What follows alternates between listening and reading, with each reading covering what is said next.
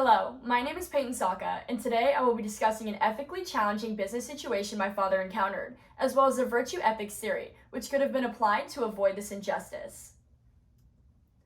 As we take a look at the agenda, we can see that first I will give you a brief introduction of the theory, then I will introduce the situation, explaining all that the transaction entailed. Then I will give you a further insight into the virtue theory and what it looks like in the real world today. Finally, I will discuss how the ethics theory could have been applied to my father's situation in order to avoid the mishap which occurred. So let's begin with the virtue theory. Virtue ethics is a philosophy developed by Aristotle and other ancient Greeks. It is a quest to understand and live a life of moral character.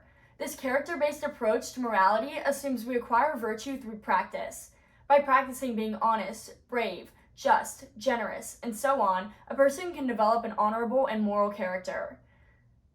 According to Aristotle, by honing in on virtuous habits, people will likely make the right choices when faced with ethical challenges. Now let's transition to the event.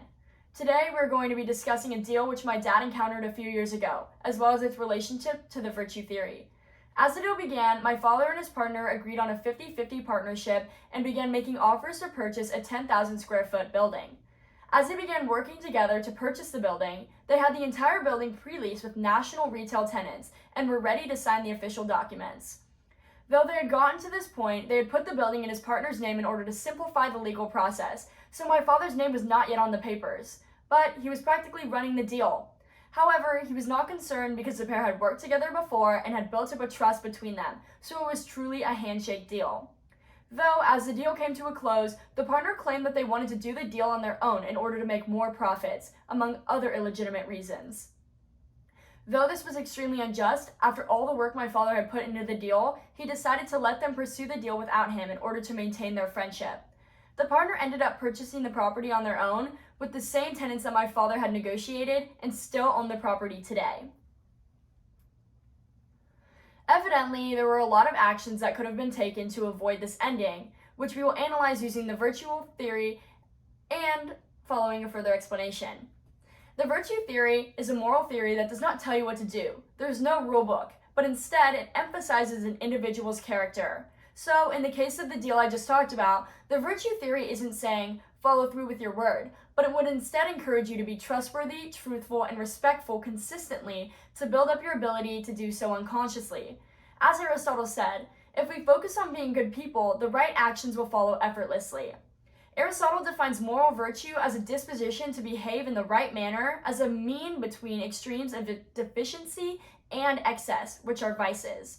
This is known as the golden mean, which explains that the virtue is about being between the vices, for having too much or too little of anything can be detrimental.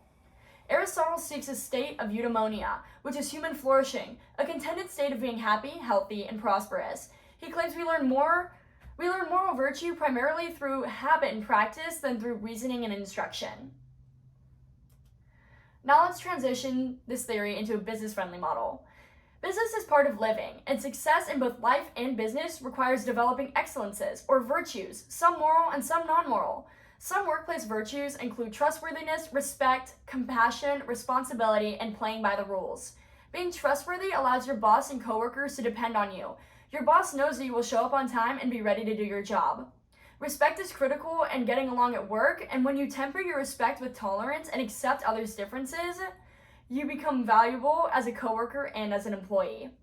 Compassion is what allows many of your coworkers to come to you for help because you truly care about them as people, and you contribute to a harmonious work environment. Responsibility is what makes your boss trust you because you take your duties seriously. If you have an issue, you'll seek them out.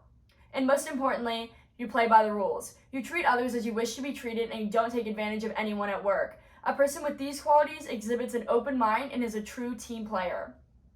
Qualities like these that build and sustain trust among groups affected by business decisions are critical in the functioning and long-term success of the business. Now let's focus specifically on my father's experience. In the context of this deal, or most morally questionable situations in business, I think the best way to apply the virtue ethics theory is to use these 3 steps. First, you must assess the situation. Find out what is in your power, what commitments were made, and all of the possible outcomes of your decisions. Aristotle put a huge emphasis on not acting, for example, being the hero, but instead making wise decisions which are most beneficial in the long run. Second, you must find the golden mean between the vices, which here is between inconsideration and prodigality.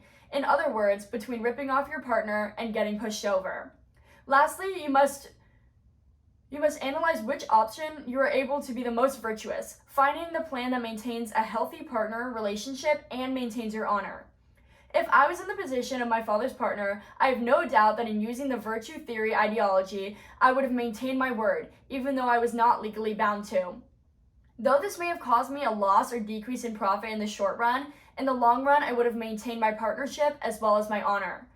Though other temptations may arise in business, being trustworthy is something that can make or break someone's honor, relationships, and success, especially in a case like this when someone else puts their trust directly into your hands.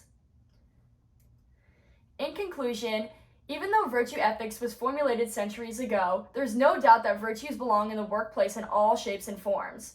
Business partners expect qualities such as honesty, competency, fairness, transparency, openness, and courage, which are all qualities that build for trust in the business and its leaders. Though some believe it's debatable whether virtue belongs in the workplace, at the end of the day, someone with a weak moral character will never be successful or, moreover, respected.